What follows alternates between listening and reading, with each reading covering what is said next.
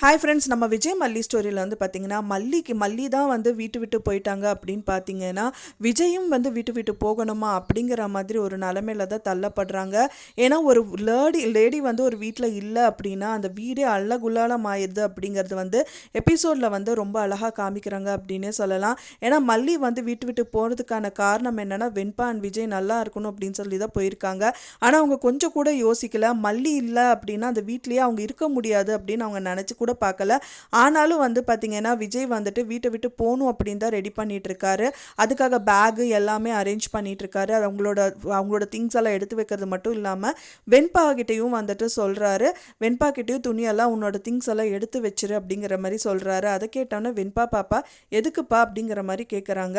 So Malliyamma இருந்த வரைக்கும் நம்ம இந்த வீட்டில் இருந்தோம், இப்போ மல்லியம்மா இல்லை அப்படிங்கிறதுக்கு அப்புறம் இந்த வீட்டில் இருக்கக்கூடாது அப்படிங்கிற மாதிரி விஜய் சொல்கிறாரு.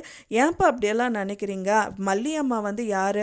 மல்லியம்மா வந்து பெரியம்மாவுக்கு வந்து பொண்ணு மாதிரி. அப்படி இருக்கும்போது பிக் பாட்டி வந்து எனக்கு பாட்டி தானே, நம்ம இருந்தால் என்ன அப்படிங்கிற மாதிரி கேட்குறாங்க. இருந்தாலும் வந்துட்டு நான் ஒரு காரணம் இல்லாமல் சொல்ல மாட்டேன், நீ எல்லாம் எடுத்து வையின்னு சொல்கிறாரு. ஸோ அந்த குழந்தையும் வந்துட்டு வருத்தத்தில் வந்து அந்த மல்லியம்மா ஃபோட்டோ வச்சுட்டு அந்த ஃபேமிலி ஃபோட்டோ பார்த்துட்டு அழுதுட்டு இருக்கு. அது மட்டும் இல்லாமல் மல்லியோட சாரி வச்சுட்டு அழுகிறது பார்க்கறக்கே ரொம்ப உருக்கமாக இருக்குது அப்படின்னே சொல்லலாம். மல்லி வந்து பார்த்திங்கன்னா முதலே வந்துட்டு பெட்ஷீட்டே இல்லை அப்படின்னு சொல்லிட்டு அவங்களோட சாரி எடுத்து தான் குடும்பமே போத்திட்டு தூங்கிட்டு இருந்தாங்க. ஸோ அந்த மாதிரி நிலமையில வந்து தள்ளப்பட்டிருக்காங்க. ரொம்பவே ஃபீல் பண்ணுறாங்க. ஸோ அதனால் வந்து அப்பவும் சொல்கிறாங்க விஜய், இந்த சாரி உன்னோட திங்ஸ் தானே எடுத்து வைக்க சொன்னால், நீ எதுக்கு அப்படி இந்த சாரி எடுத்து வச்சாங்கிற மாதிரி கேட்குறாரு. அந்த டைம் பார்த்து தான் அன்னபூர்ணியம்மா வராங்க. அன்னபூர்ணியம்மா வர்றது மட்டும் இல்லாமல் எல்லாம் ரெடி ஆயிடுச்சு, பீட்ரூட் பொரி எல்லாம் ரெடி ஆச்சு, வாங்க சாப்பிட்லாம் அப்படிங்கிற மாதிரி சொல்கிறாங்க. அப்புறம் வந்து தான் அவங்க நோட் பண்ணுறாங்க, அந்த பேக் இருந்தது பார்த்தோன்னே ரொம்பவே டென்ஷன் ஆகி எதுக்கு இதெல்லாம் எடுத்து வச்சுருக்கீங்க அப்படின்னு சொல்லி கேட்குறாங்க. அதுக்கு வந்து விஜய் எக்ஸ்பிளைன் பண்ணுறாரு. ஸோ மல்லியே இல்லாத டயத்தில் நான் இங்கே இருக்கிறது நல்லா இருக்காது அப்படிங்கிற மாதிரி சொல்கிறாங்க. அப்போ நீங்கள் மனசளவில் வந்துட்டு இது வந்து உங்கள் வீடுன்னு நீங்கள் நினைக்கலையா, அப்போ நான் மூணாவது ஆளா அப்படிங்கிற மாதிரி பேச ஆரம்பிக்கிறாங்க.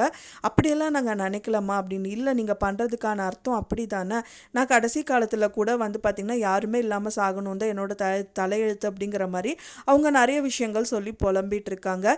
நான் வந்து வெண்பாவை வந்து என்னோட பேத்தியாக தான் நான் நினச்சேன், எனக்கு வயிற்றுலேயே பிறக்காட்டாலும் மல்லியை வந்து என்னோட பொண்ணாக தான் நினச்சேன். அதே மாதிரி தான் உங்களையும் நான் நினைக்கிறேன், நானும் உங்களை பையனாக தான் நினச்சேன். ஸோ நீங்களே இப்படியெல்லாம் பண்ணால் எப்படி அப்படிங்கிற மாதிரி ரொம்பவே அழறாங்க. சரி கிளம்புங்க அப்படிங்கிற மாதிரி சொல்கிறாங்க.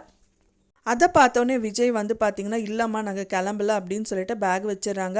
யாராக இருந்தாலும் இந்த சூழ்நிலையில் இதுதான் பண்ணுவாங்க. ஏன்னா மல்லி அப்படிங்கும்போது மல்லியே வந்துட்டு கல்யாணம் பண்ணி அவர் ஏற்றுக்காமல் இருந்தார், அதுக்கப்புறம் ஏற்றுக்கிட்டாரு. அது கூட மல்லிக்கிட்ட டைரெக்டாக சொல்லலை. அப்படி இருந்த டயத்தில் வந்து மல்லி விட்டு கிளம்பி போனதுக்கப்புறம் மல்லியோட வீடு, அதான் மல்லியோட வீடுங்கிறத விட இப்போ அவங்களோட பெரியம்மா வீடு அப்படிங்கிறதுனால இவரும் வந்துட்டு அங்கே இருக்கிறதுக்கு ரொம்பவே ஃபீல் பண்ணி தான் கிளம்புறதுக்கு பிளான் பண்ணுறாரு. ஸோ அன்னபூர்ணி அம்மா அழுதுனால வேறு வழி இல்லாமல் அங்கே இருக்காங்க அப்படின்னே சொல்லலாம். ஸோ இந்த மாதிரி விஷயங்கள் எல்லாமே நடக்குது. அது மட்டும் இல்லாமல் அன்னபூர்ணி அம்மா டைரெக்டாக வந்து ராஜியே வந்து ஒரு வாங்குறாங்க அப்படின்னே சொல்லலாம். ஏன்டி இப்படியெல்லாம் பண்ணுற, நீ நல்லாவே இருக்க மாட்டடி, என் பொண்ணு எங்கடி கொண்டு போய் வச்சிருக்க அப்படிங்கிற மாதிரி அவங்ககிட்டயும் கேட்க தான் செய்கிறாங்க. அவங்களும் வந்து நீங்கள் என்ன பேசிகிட்டு இருக்கீங்க, நான்லாம் ஒன்றும் பண்ணலை அப்படிங்கிற மாதிரி சொல்கிறாங்க. எனக்கு கண்டிப்பாக தெரியும் நீ தான் ஏதோ விஷயம் பண்ணியிருக்க, மல்லியோட மூஞ்சி பார்க்கும்போது எனக்கு நல்லாவே தெரிஞ்சது, நீ தான் அவளுக்கு அடிக்கடி கால் பண்ணிகிட்டு இருக்க, கால் பண்ணி வைக்கும் போதெல்லாம் அவளோட மூஞ்சி மாறுறது நான் பார்த்துட்டு தான் இருக்கேன், நீ தான் ஏதோ ஒரு விஷயம் பண்ணியிருக்கேன்னு எனக்கு தெரியும், நீ தான் அவளுக்கிட்ட ஏதோ ஒன்று சொல்லி என்னமோ பண்ணி வச்சிருக்க, டைவர்ஸ் பெட்டிஷனில் சைன் பண்ண சொன்னியாங்கிற மாதிரியெல்லாம் கேட்குறாங்க. அதுக்கு அவங்க எல்லாம் நான்லாம் ஒன்றும் பண்ணலை அப்படிங்கிற மாதிரி சொல்கிறாங்க. மல்லி ஒரு பக்கம் வந்து பார்த்திங்கன்னா அந்த தாலியை வந்து எடுக்கிறதா வேண்டாமான்னு வந்து குழப்பத்தில் இருந்தாங்க. சரி நம்ம தான் டைவர்ஸ் பெட்டிஷனில் சைன் பண்ணிட்டோம், இதுக்கு மேலே வந்துட்டு என்னால் தாலியெல்லாம் வந்து கழட்ட முடியாது, இப்போ என்ன அவங்களுக்கு வந்து கழுத்தில் தாலி தானே இருக்கக்கூடாது ராஜி பார்க்கும்போது, நான் தாலியை மறைச்சி வச்சிடறேன்னு சொல்லிட்டு மறைச்சி வைக்கிறாங்க. ஸோ இந்த மாதிரி எல்லாம் நிறைய சீன்ஸ் வந்து போக இருக்கு. ஏன்னா வந்து பார்த்தீங்கன்னா இனி வர்ற எபிசோடில் வந்து கண்டிப்பாக அரவிந்தோ இல்லை அன்னபூர்ணி அம்மாவோ ரெண்டு பேரில் யாராவது ஒருத்தர் இல்லை ரெண்டு பேருமே பார்த்தாலும் சரி இந்த மாதிரி ஏதாவது விஷயம் நடந்தால் தான் நல்லாயிருக்கும்.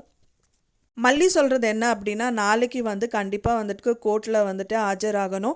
ஸோ அப்போ பார்த்துக்கலாம், விஜய் மட்டும் எப்படியாவது வெளியில் வரணும், வெளியில் வந்துட்டார் அப்படின்னா அந்த தாலி செயினை நான் வெளியில் எடுத்துடுவேன் அப்படிங்கிற மாதிரி சொல்கிறாங்க. ஸோ என்ன தான் நடக்க போகுது, இதில் என்ன ட்விஸ்ட்டு கொண்டு வர போகிறாங்க அப்படிங்கிறது தான் ரொம்பவே கொஸ்டின் மார்க்காக இருக்குது. மெயினாக வந்து பார்த்திங்கன்னா அந்த குழந்தைக்கு வந்து ஒரு சொல்யூஷன் வரணும். அந்த குழந்தை ரொம்பவே ஃபீல் பண்ணுது, அவங்க விட்டு போயிட்டாங்க அப்படின்னா அவங்க நிம்மதியாக இருப்பாங்கன்னு மல்லி நினைக்கிறாங்க. இது எப்போவுமே அவங்க நிம்மதியாக இருக்க முடியாது. ஸோ அவங்க போயிட்டாங்க அப்படின்னா அவங்களுக்கு இருக்கறதுக்கு இடம் இல்லை. அந்த குழந்தையோட படிப்பு என்ன ஆகும், அவங்களோட லைஃப் என்ன ஆகும், விஜய் தான் நல்லபடியாக ஒர்க் பண்ணுவார். ஸோ இந்த மாதிரி நிறைய கொஸ்டினில் போயிட்டுருக்கு. ஸோ எபிசோட் எப்படி இருக்க போகுது அப்படின்னு சொல்லிட்டு வெயிட் பண்ணி பார்க்கலாம் ஃப்ரெண்ட்ஸ். உங்களோட கருத்துக்களை மறக்காமல் எனக்கு கமெண்ட் பாக்ஸில் ஷேர் பண்ணுங்கள். நான் சொன்னது தகவல் உங்களுக்கு பிடிச்சிருந்தா மறக்காமல் லைக் பண்ணுங்கள், ஷேர் பண்ணுங்கள், கமெண்ட் பண்ணுங்கள், சப்ஸ்கிரைப் பண்ணுங்கள். மேலும் இன்னொரு மல்லி சீரியல் அப்டேட்டோட நெக்ஸ்ட் மீட் பண்ணுறேன். தேங்க்ஸ் ஃபார் வாட்சிங் மை வீடியோ ஃப்ரெண்ட்ஸ். நெக்ஸ்ட் வீடியோவில் பார்க்கலாம்.